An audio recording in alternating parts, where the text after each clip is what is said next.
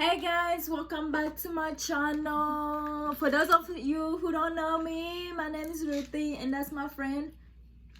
Oh, Fabi. That's Fabi. And today we decided to talk about this is really a hard topic for us. I'm gonna try not to cry. Yeah, we're gonna try not to cry because we've been there, done that. Yeah, so we're gonna talk about how it feels like or how it felt like to be in the orphanage. So for those of you who don't know, we actually adopted and we lived with.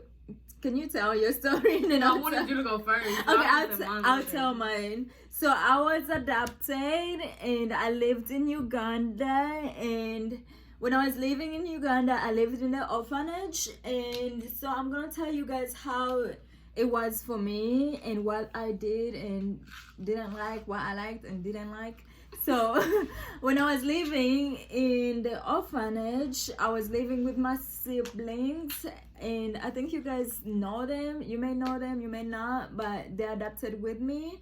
And it was like really, really sad, but not actually sad. For me, it wasn't really like an orphanage. Like for me, it wasn't like, oh yeah, I lost both my parents, that's why I'm in there. No, actually, I have my biological mom that I talk to as much as I can.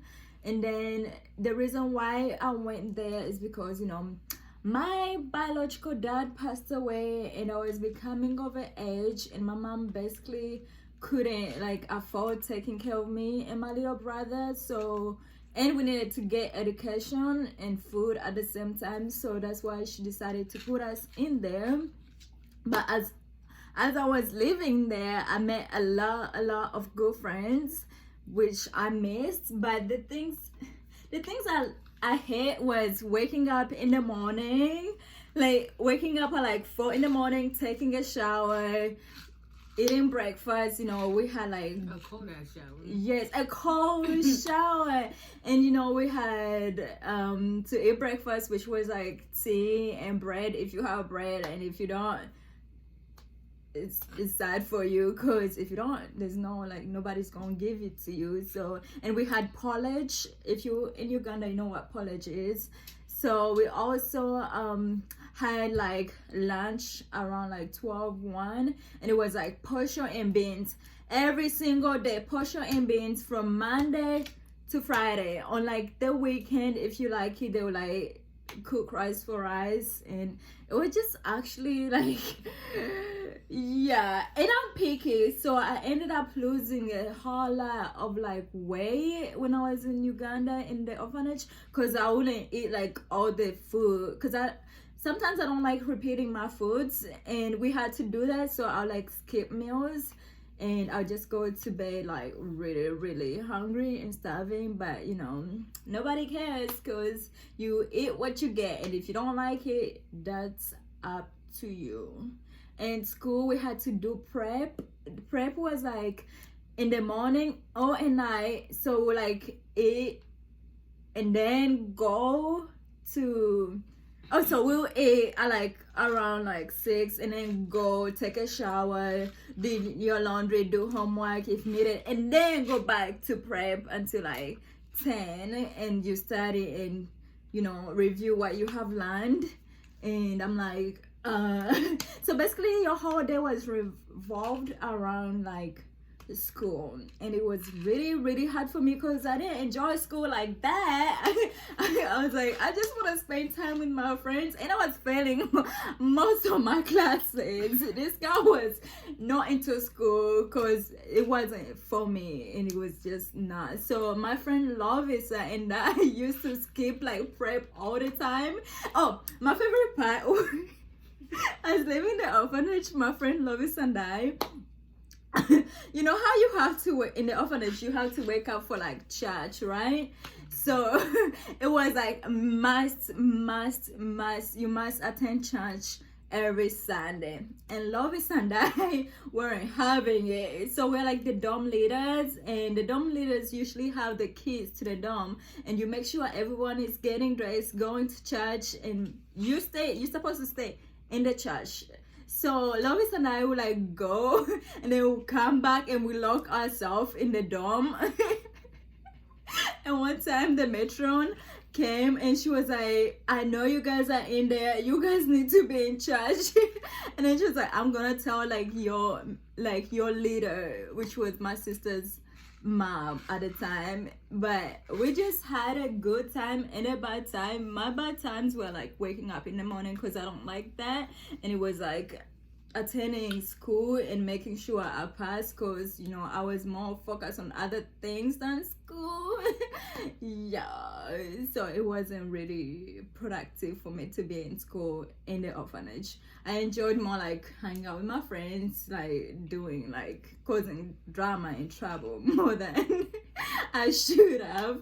But yeah, so Fabi, tell us about yours. Your story seems so exciting, and mine just seems so... No, it doesn't So seem exciting. like... No, that's the only reason why it sounds exciting, because Lovisa, which was my best friend, and I were like the dorm leaders. So we basically ended up doing what we shouldn't do. So we had the power over the kids, and like everything that came in to us first before it went to, like, we made sure like the kids are basically, you know how you have mothers, so we're like the mothers. And it was really, really fun. But when people say, how was your orphanage experience, being the orphanage, I was like, technically I'm technically not, because I still have my biological mom. But you know how people see it here, you was in the orphanage, you must not have parents, you know, your parents must not care about you. But actually your parents do care about you, and that's why they put you in there, so they can protect you from what's around outside. At least that's what I think. So tell us about yours. You see, yours sounds so damn Nah. so funny. Like, Because I really want to know about yours. I haven't had it actually. I know we have some things in common, but it was 4 of us. Yeah, it was 4 of us. Fabiola was 10. I was 6. Fabiola is her sister. And the twins were like... The twins were in the orphanage? Yeah. Ah. The twins were like... If I was 6, they were like 5. Yeah. Or whatever. Like 4, I don't know. something like that. But it was... I don't know. I was a quiet person. I didn't say much. Like, I didn't talk at all. Really? Like, I was so quiet. I mean, you was a baby. But when the twins got adopted in 2005, like, I don't know, I just felt like my world went upside down. Like, because it just got... they got adopted before you? Yeah, and we were separated, so the plan was, oh, we're never gonna see them again.